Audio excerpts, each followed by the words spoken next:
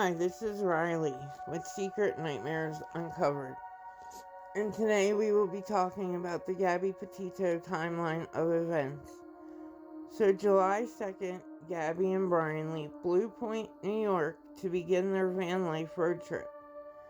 July 18th, Gabby posts a picture from Zion National Park, Utah. July the 22nd, a post was made on Gabby's Instagram with pics from Bryce Canyon National Park, Utah. July the 22nd, a video was uploaded with footage from the Great Sand Dunes National Park, Colorado. July 24th, there was an upload to Brian's Instagram with pictures from Bryce Canyon National Park, Utah. July the 24th, there was a video uploaded to Gabby's and Brian's TikTok. July 26th, there was an Instagram post on Gabby's Instagram with pictures from Mystic Hot Springs, Utah. July the 28th, Nomadic Static was registered as a domain. July the 29th, there was a post to Brian's Instagram from Canyonlands National Park in Utah. July the 29th, Gabby leaves a review on a location near Arches National Park, and the review was left on the dirt. July the 30th, an Instagram post on Gabby's Instagram from Canyonlands National Park in Utah. We have July the 31st. There was an Instagram post on Gabby's Instagram from Canyonlands National Park, Utah. August the 12th. Gabby posted two pictures from Arches National Park titled "Rock Climbing is Dangerous." August the 12th. At between 4:30 and 6 p.m. There was a domestic incident in Moab City. Police pulled Gabby and Brian over in their van near Arches National Park. The officer had pulled them over after responding to a 911 call from a man named Christopher about an incident near the Moonflower Co-op where they were that day from 9 to 3, according to what Brian tells police. By then, they left the location the call came from. The report states the van was doing 45 in a 15-mile-an-hour zone. The body cam footage was released by Moab Police Department. The officers recommend they spend the night apart, but they both didn't want to. But Gabby stayed with the van, and Brian was taken to a hotel. Neither one pressed charges, and they both claim Gabby suffers from severe anxiety. The couple separated for one night, and Laundrie stayed at the hotel, which, if I was him, I would have offered Gabby the hotel, because Gabby didn't like to drive the van without Brian. August the 13th. Two posts on Brian's Instagram with pictures from Arches National Park, Utah, titled "That's Why I Stick with My Melon Rinds," and "The Humans Are Primate, Great Apes in Fact." That was the last post on his Instagram, in fact. August the 17th.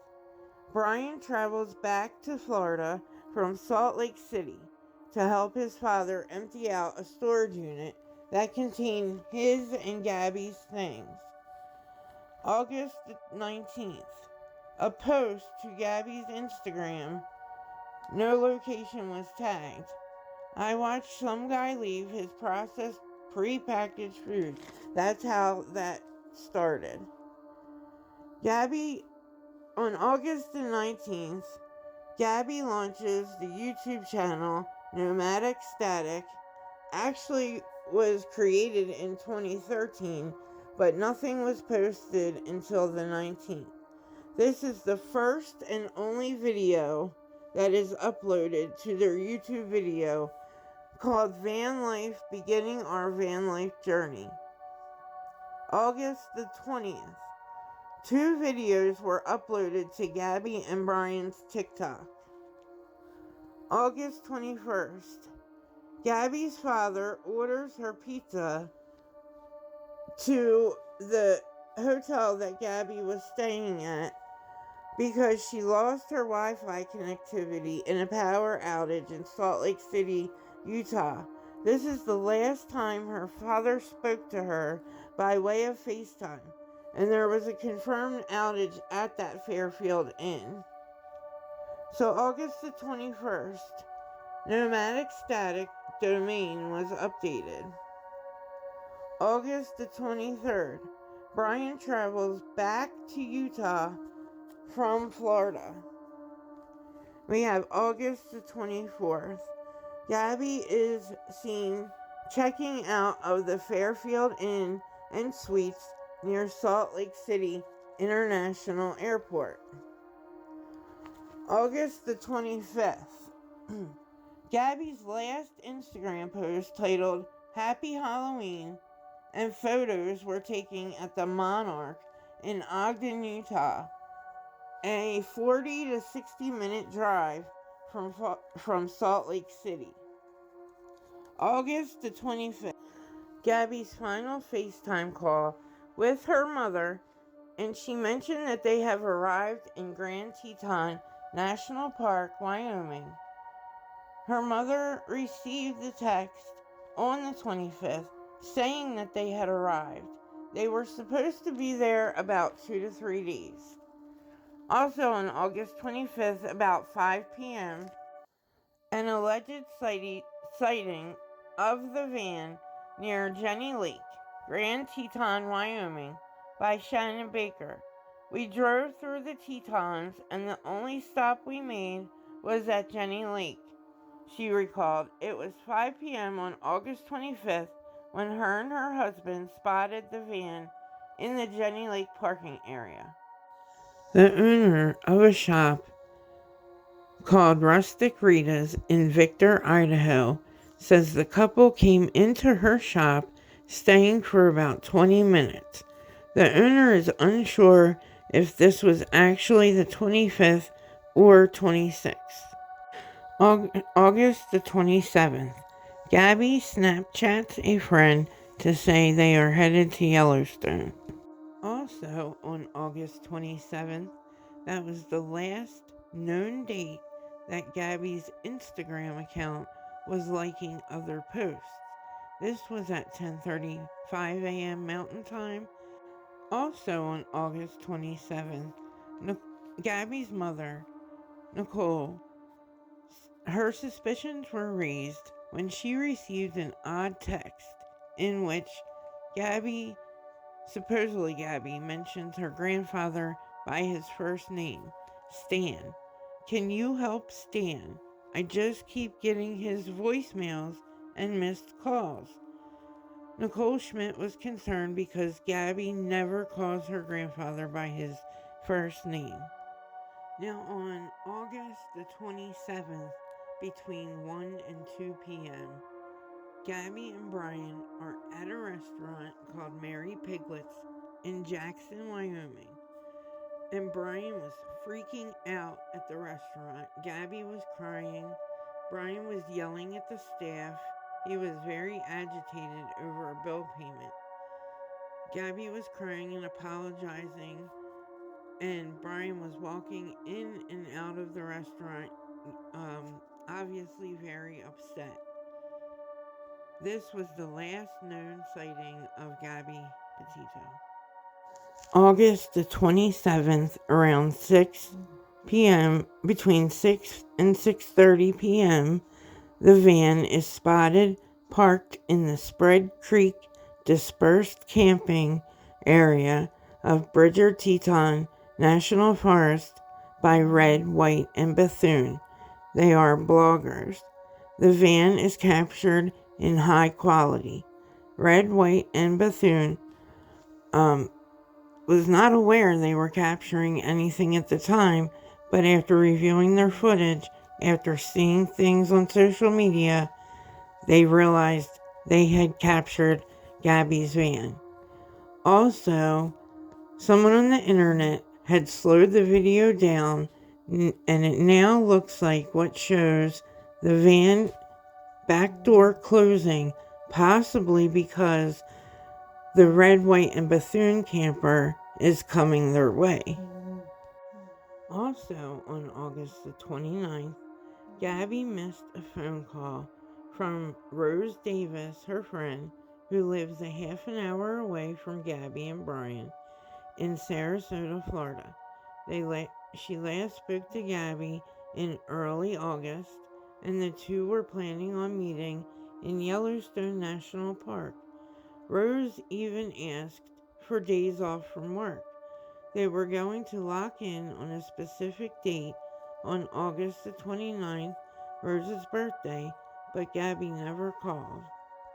After seeing social media, a woman by the name of Miranda Baker comes forward and says on August the 29th, her and her boyfriend pick up a hitchhiker who turns out to be Brian Laundrie at Grand Teton National Park between around 5:30, 5:44-ish at night at Coulter Bay Showers. She called authorities, and she also had timestamps. He approached them for a ride to Jackson, which they were going that way, so they agreed. Brian offered them $200 for a 10-minute drive. He said he was camping with just a tarp for multiple days and that his fiancée was back at the van working on their social media page. Then she brought up going to Jackson again, and he freaked out, asking them to pull over, and he had to get out of the car. This was at 6:09 p.m. They pulled over at Jackson Dam, not very far from Coulter Bay. They dropped him off at 6:09 p.m. on August 29th. He hurried out of the car and said he would get another ride. They thought it was weird and said he didn't look like or smell like he was been camping for several days. We also do now know another woman named Norma Jean Jalovic says she picked up Laundrie on August the 29th at around 6:15 to 6:20, who was hitchhiking past Jackson Dam near Pacific Creek Landing. Jalovic said she dropped him off between 6:30 and 6:40 at the gate at Spread Creek after he refused to have her drive him inside. A woman also by the name of Jessica Schultz comes forward and says on August 29th she first spotted the white van near Grand Teton National Park, and the driver seemed to have no idea where he was going. He was moving slowly down a narrow one-car road near Spread Creek dispersed camping area. She was trapped behind his vehicle until he pulled to the side. When she went to pass, she looked over and said she saw a male driving and he was alone. August the 30th. The final text message Gabby's mother receives saying no service in Yosemite, even though they were headed to Yellowstone. Now, on August the 31st, that was the last known date that Brian's Instagram was liking other posts. On August the 31st, Nomadic Static Spotify songs were added to the list, Self-Consumption and Mountaintops. Now, between August 30th and September 1st, Brian was using Gabby's credit cards illegally. She was already deceased, and he was using $1,000 or more in her cards. Laundrie may have used at least one card to purchase gas in Benson, Illinois. FBI has asked for the security footage from 8/31. Now, on September the 1st, Brian returns to his parents' home without Gabby, but he has her van. He drove 36 hours from the Spread Creek camping area in the white Ford Transit van, Florida tags QFTG03.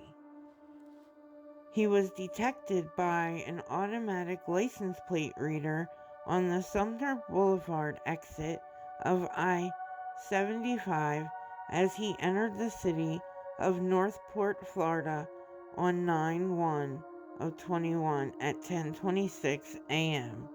So September the 10th, Gabby's mother reaches out to Brian and his family by text message trying to get in touch with Gabby. She receives no replies.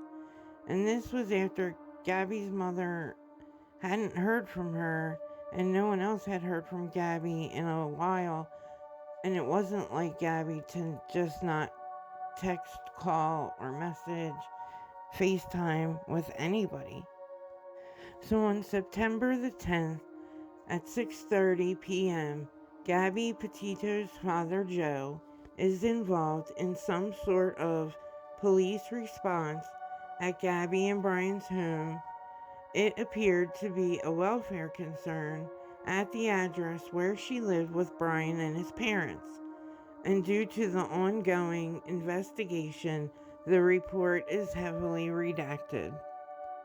September the 11th at 6:55 p.m., Gabby is reported missing by her family to the Suffolk County Police Department. Brian and his family refused to speak to police, and law enforcement and Gabby's family have all been referred to the family's lawyer. Stephen Bertolino is the attorney for the Laundries, and he issues the following statement. This is understandably an extremely difficult time for both the Petito family and the Laundrie family. It is our understanding that a search has been organized for Miss Petito in or near Grand Teton National Park, Wyoming. On behalf of the Laundrie family, it is our hope that the search for Miss Petito is successful and Miss Petito can be reunited with her family. On advice of counsel, the Laundrie family is remaining in the background at this juncture and will have no comment at this time. The Petito Schmidt family write a letter to Christopher and Roberta Laundrie. It says, Christopher and Roberta Laundrie, we are writing this letter to ask you to help find our beautiful daughter. We understand you are going through a difficult time and your instinct to protect your son is strong. We ask you to put yourselves in our shoes. We haven't been able to eat or sleep and our lives are falling apart. We believe you know the location of where Brian left Gabby. We beg you to tell us. As a parent, how could you let us go through this pain and not help us? As a parent, how could you put Gabby's younger siblings through this? Gabby lived with you for over a year. She was going to be your daughter-in-law. How can you keep her location hidden? You were both at Jim and Nicole's house. You were both so happy that Brian and Gabby got engaged and were planning to spend their lives together.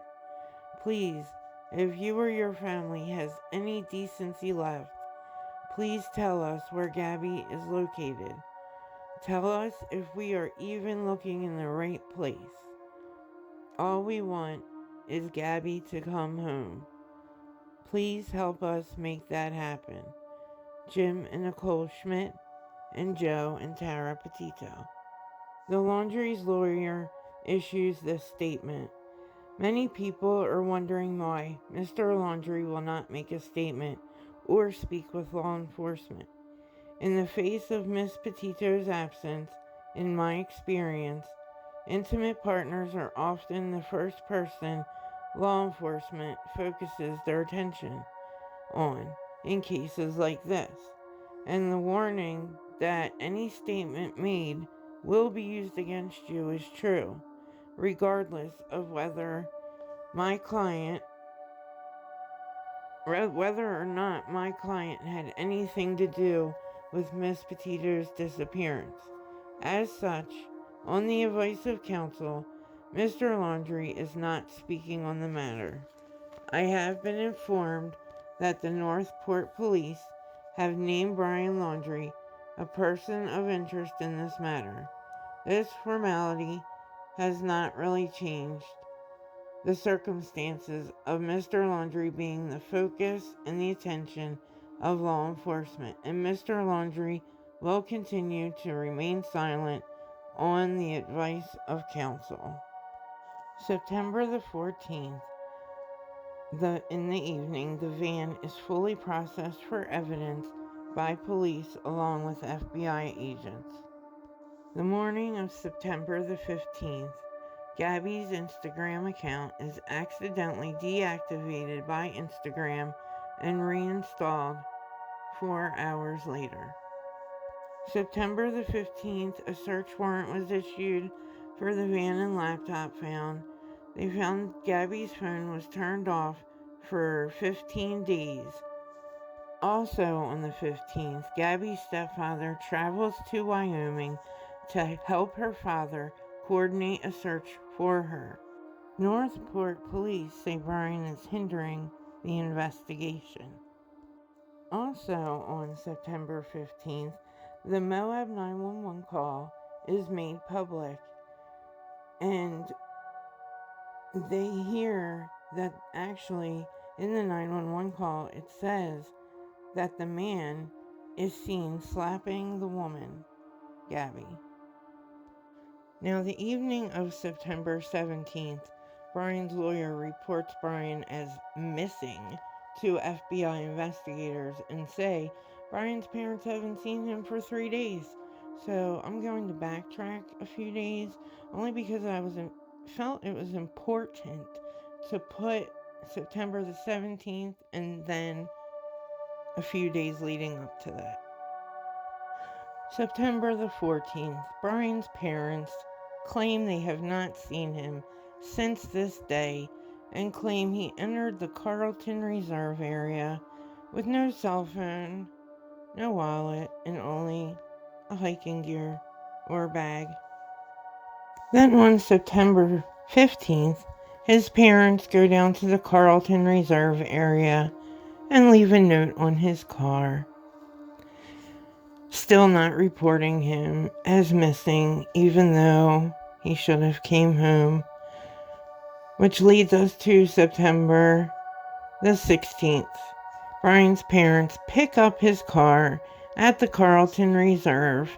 They don't leave it so the FBI can see that it's there, or the cops, and the FBI officially takes over the case. I know that I'm a parent, and if my child had angry protesters in front of the house and people that knew that he did something to Gabby and were angry with him, I would have reported him missing immediately. I certainly would not have touched his car, which could have been evidence, or not called the police right away. They waited 3 days, so I don't believe them, in my opinion. September the 18th, there is currently a manhunt underway for Brian Laundry. A statement from Richard B. Stafford, the Petito family attorney. All of Gabby's family want the world to know that Brian is not missing. He is hiding. September the 19th. remains are found in the Spread Creek area of the Grand Teton National Park, and they are consistent with the description of Gabby Petito. The FBI holds a press conference. Findings from the FBI Denver is that the body is that of Gabby Petito. Her family has been informed, and forensic analysis will be completed to confirm the identity beyond doubt. A cause of death has yet to be determined, and an investigation remains ongoing. Please give Gabby's family privacy as they grieve a tremendous loss. Rest in peace, Gabby. And that was from the FBI Denver press release.